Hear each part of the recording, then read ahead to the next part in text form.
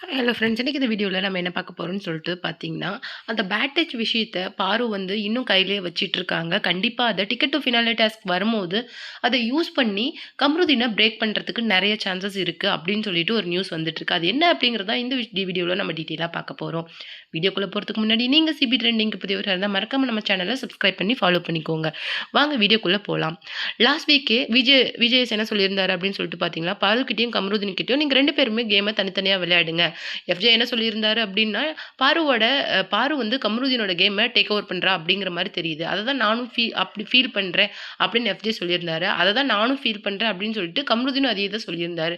So 2 பேரும் அவங்கவங்களோட கேம தனித்தனியா விளையாடுங்க அப்டின்னு சொல்லிட்டு விஜேஎஸ் வந்து சொல்லியிருந்தாரு. பாரு வந்து இன்னும் அந்த பேட்டேஜ் விஷயத்த கையில வச்சுட்டு இருந்திருக்காங்க. அதுக்கு வந்து அப்போ கண்டஸ்டன்ட்ஸ் எல்லாம் என்ன சொல்லியிருந்தாங்கன்னா, "இந்த விஷயத்த ப்ளீஸ் விட்டுருங்க. இது உங்க லைஃப்க்கே நல்லது கிடையாது. நீங்க வெளியில போனாலே இது ஒரு சென்சேஷனா மாறத்துக்கு வாய்ப்பு இருக்கு." அப்படின்னு சொல்லிட்டு அப்போ கொஞ்சம் சார்ட் அவுட் பண்ணி முடிச்சாங்க. ஆனா அதுக்கப்புறமும் அங்கங்க 2 பேரும் பார்த்துக்கிட்டு சண்டை போட்டுட்டு இருந்தாங்க. "நீ ஒண்ணும் பெரிய ஐஸ்வர்யா ராய் கிடையாது. உன் விருப்பம் இல்லாம நான் உன்ன ஒண்ணும் தொடல. அவன் அவன் கஷ்டப்பட்டு முன்னேறணும்னு நினைக்கிறான். நீ வந்து தேவையில்லாம இந்த மாரி விஷயத்த யூஸ் பண்ணி நேம ஸ்பாயில் பண்ணணும்னு நினைக்காத." அப்படின்னு சொல்லிட்டு கம்ருதீன் போயிருந்தாரு.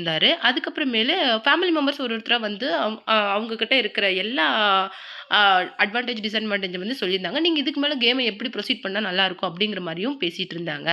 அதுக்கப்புறமேலு எல்லாருமே விஜிஎஸ் கிட்ட ஒரு இது என்ன சொல்லியிருந்தாங்கன்னு சொல்லிட்டு பார்த்தீங்கன்னா, கண்டிப்பா நீங்க இந்த இஷ்யூவ நீங்க தலையிட்டு பேசியாகணும். ஏன்னா இதுக்கு மேல டிக்கெட் டூ ஃபினாலே டாஸ்க் வரும்போது, இந்த பேட்டேஜ் விஷயத்த பார்வதி யூஸ் பண்ணி கம்ருதீன உடைக்கிறதுக்கு சான்சஸ் இருக்கு. ஏன்னா கம்ருதீன் உடைச்சு அவர் வெளியில போயிட்டா, பார்வதிக்கு வந்து அது ஈஸியா இருக்கும் அப்படின்னு நினைக்கிறாங்களோ என்னமோ அப்படின்னு சொல்லிட்டு, நீங்க கண்டிப்பா இத அட்ரஸ் பண்ணி பேசணும் சார் அப்படின்னு சொல்லிட்டு ஃபேன்ஸ் எல்லாம் கேட்டிருந்தாங்க. இந்த வீக்ல வந்து இந்த விஷயத்த விஜய் வந்து அட்ரஸ் பண்ணி பார்வதி கிட்டயும், கம்ருதீன் கிட்டயும் பேசிட்டு இருந்தாங்க. இது ஒரு ஸ்போர்ட்ஸ் கேம். இத நீங்க வந்து ஸ்போர்ட்ஸ்மேன்ஷிப் அந்த இதோட எடுத்துக்கிட்டீங்கன்னா பரவால்ல.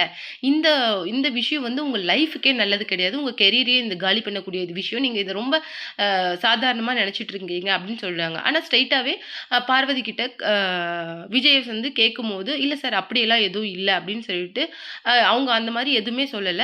ஆனா பட் இந்த விஷயத்த அவங்க பார்வதி ரொம்ப எக்ஸ்போஸ் பண்ணவும் விரும்பல. பட் அப்பப்ப கம்ருதீன ஹர்ட் பண்ணணுங்கிற ஒரே இதோட அத சொல்றாங்க. பார்வதியோட அம்மாவும் சரி, கம்ருதீனோட அக்காவும் சரி 2 பேர்கிட்டயுமே என்ன சொல்லியிருக்காங்க அப்டின்னா, "நீ தனியா விளையாடு."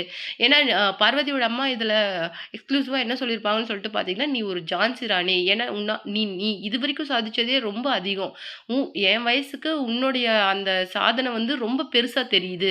அப்படின்னு சொல்லியிருந்தாங்க. "கண்டிப்பா நீ இந்த கேம வின் பண்ணுவ. அதுக்கான எல்லா கேப்பபிலிட்டீஸும் உனக்கு இருக்குது. நீ வந்து தேவையில்லாத இந்த சேர்க்கையால உன் லைஃப்ப ஸ்பாயில் பண்ணிக்காத." அப்படின்னு சொல்லிட்டு சொன்னாங்க. அதே மாதிரி கம்ருதீனோட அக்காவும் என்ன சொல்லியிருந்தாங்க அப்படின்னா, "நீங்க உங்க கேம தனித்தனியா விளையாடுங்க. தனித்தனியா அவங்க பேரண்ட்ஸ பெருமைப்படுத்துங்க." அப்படின்னு சொல்லிட்டு எல்லா பாயிண்ட்லயும் நீங்க தனியா விளையாடுங்க. நீ கம்ருதீன் கூட சேர வேணாம் அப்படிங்கிற மாரி தான் கம்ருதீனோட அக்கா வந்து பேசியிருந்தாங்க. அ இந்த வீக்ல இந்த விஷயத்த அட்ரஸ் பண்ணி முடிச்ச அப்புறமேலு டிக்கெட் டூ ஃபினாலேக்கு வந்து யாரெல்லாம் போவாங்கன்னு சொல்லிட்டு எதிர்பார்க்கிறத விட, கண்டிப்பா அமித் எலிமினேட் ஆவாரு அப்படிங்கிற மாதிரி ஒரு நியூஸ் வந்திருக்குது.